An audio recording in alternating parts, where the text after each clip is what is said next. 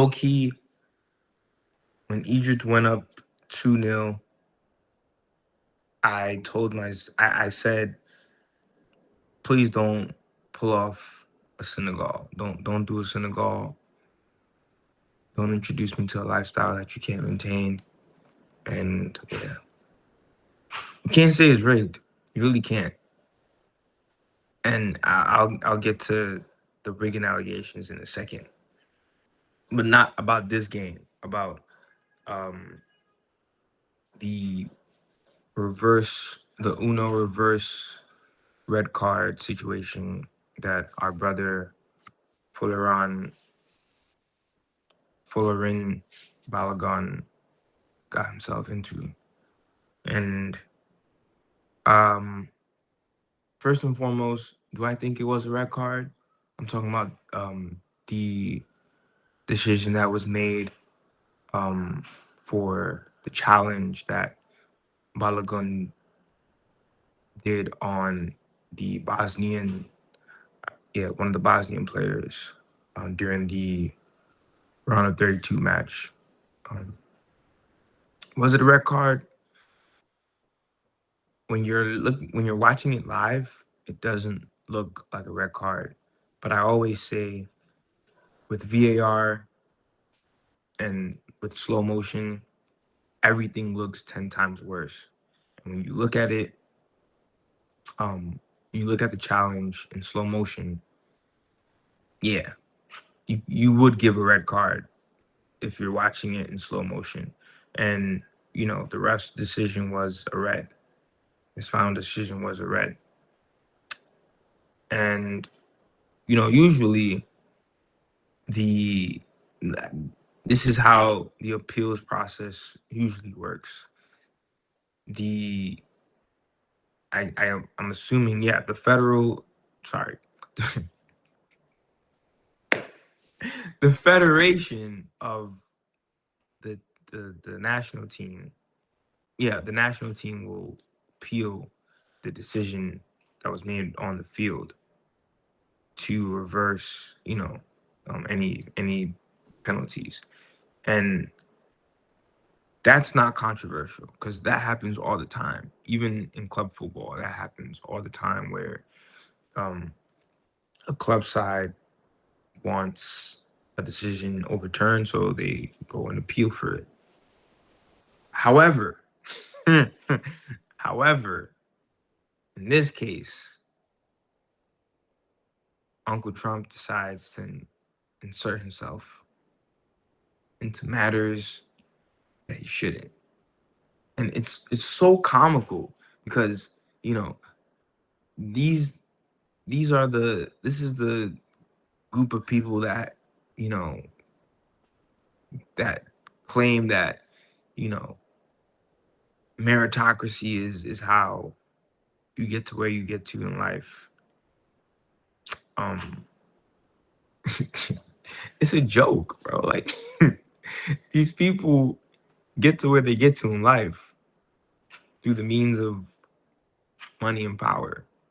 Like, and they're not even hiding it anymore. I mean, the report came out, I think, yeah, like almost instantaneously after the decision was made to allow Balogun to play in the round of 16 game against Belgium.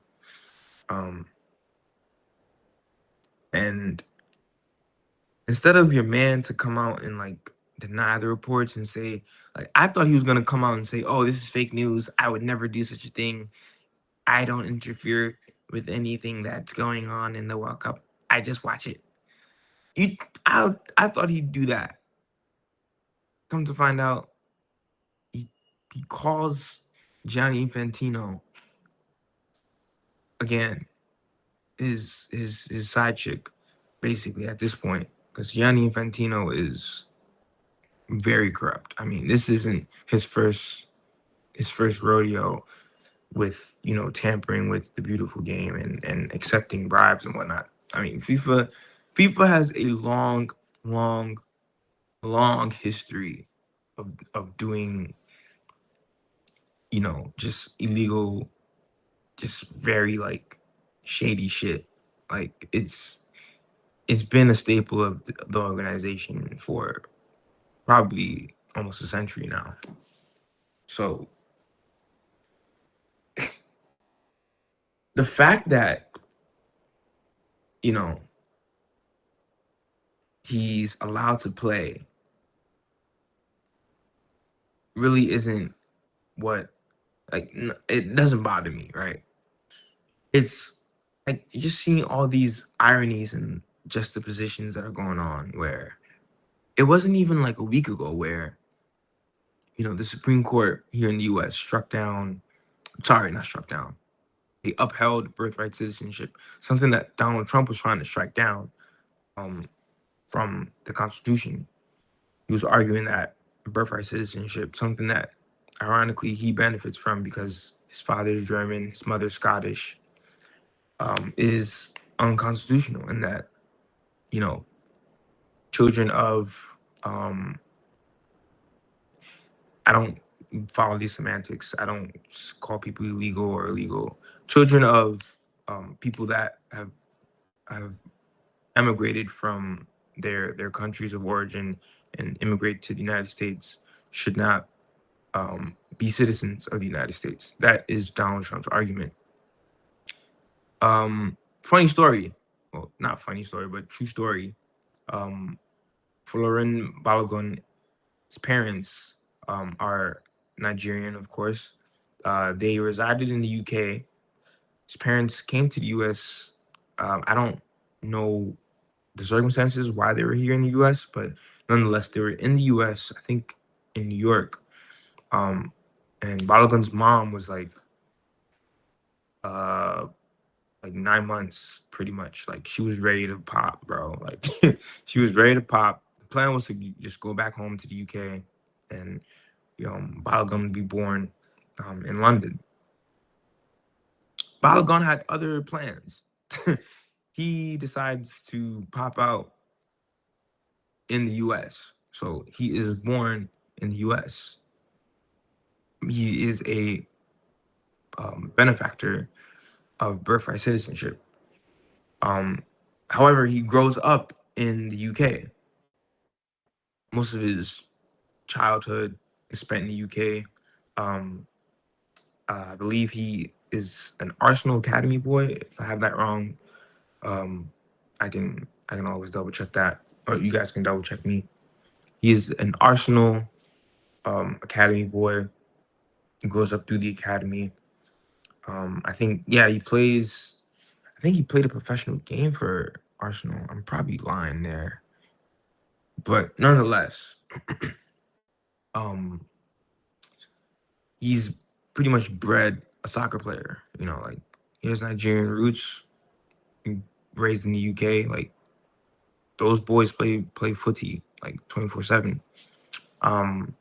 So you would think, and he even plays for like the youth English national team. So you think he would be representing England when he's um when he becomes like 21.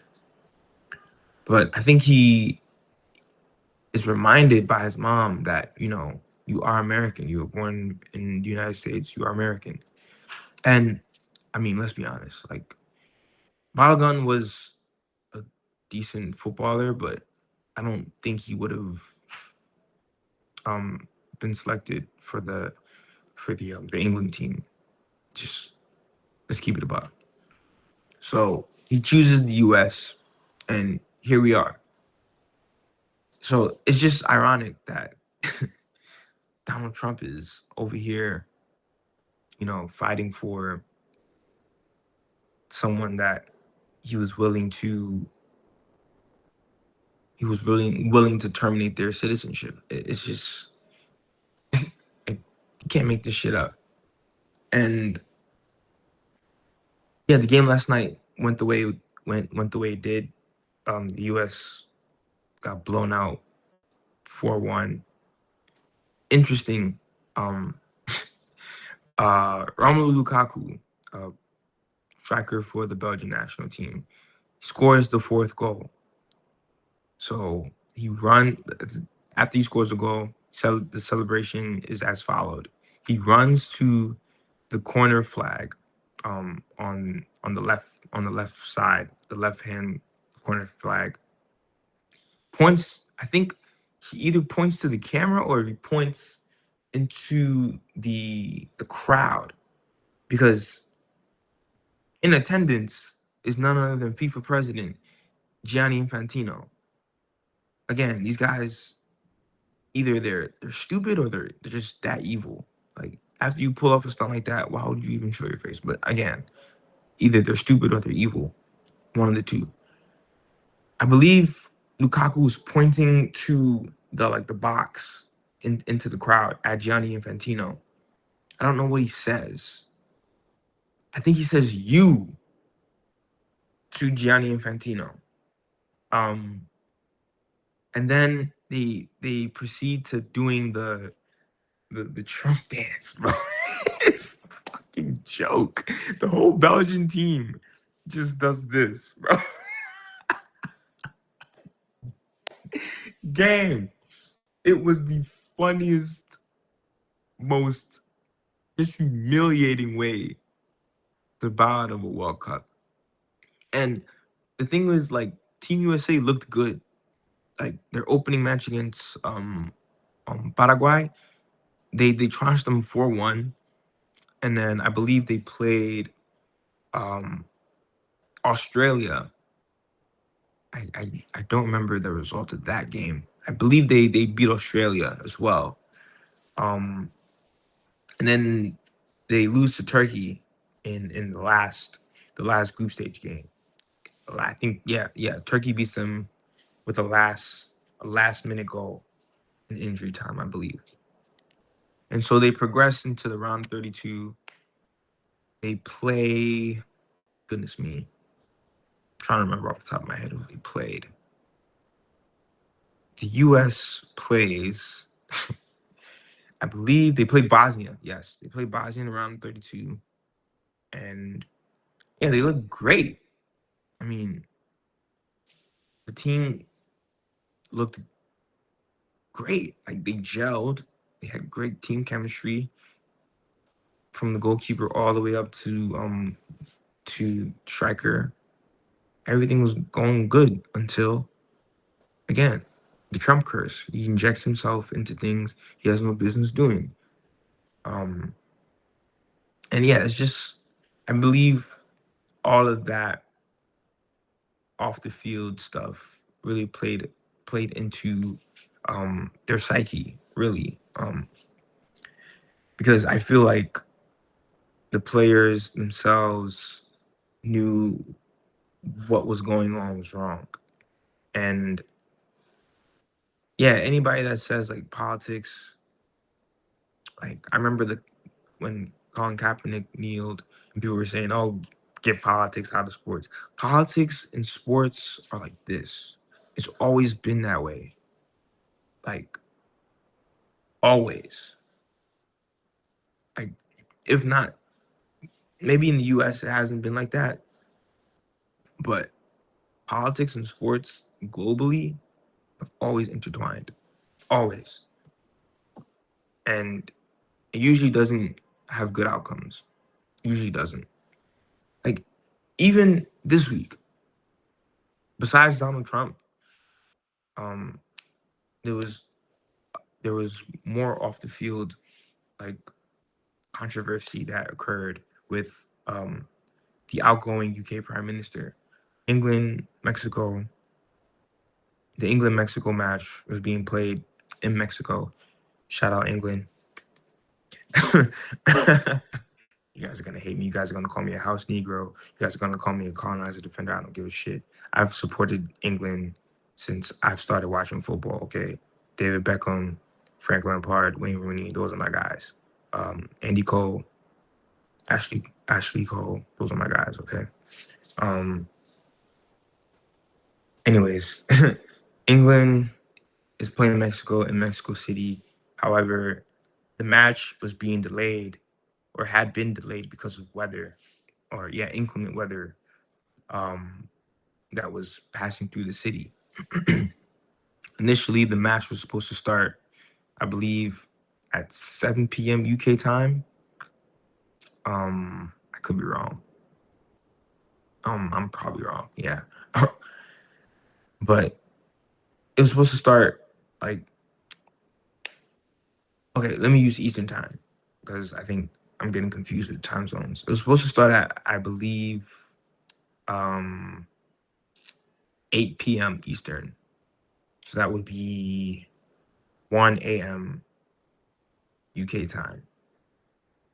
And then the match got pushed back an hour, obviously because of weather. Keir Starmer, I think, petitioned to FIFA that.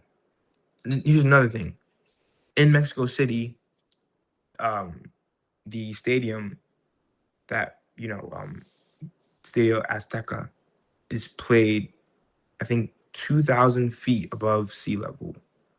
So the altitude is also a factor, and um, infamously, people that especially European countries, have complained about altitude at Mexico City for decades. Um, what can you do about it? I guess go train in the Himalayas before. I don't know, but Keir Starmer decides to say, "Oh, I need the players, or I would prefer that the players have more time to acclimate themselves to the altitude." Um, and the theory is that FIFA pushed the game back not because of the weather, because I mean, playing football in the rain is a part of the game. Obviously, you don't play in like thunderstorms, but nonetheless, like you play football in the rain. It adds to the game, honestly. Like it leads to less fatigue. Um, yeah, and it's just a vibe. Like if you watch the match, like it looked like it looked like a battleground. Like the pitch was wet. There was like fog and smoke from like pyrotechnics, but there was also fog on the pitch. Like it looked like a battleground, man. Like it was that match was one of the matches of the tournament. Um, I think it happened a day or two after the Argentina Cape Verde match, which was also one of the games of the tournament. Um, I'll probably do like I want to do like a whole like review of the round of 32 and round of 16, but maybe later.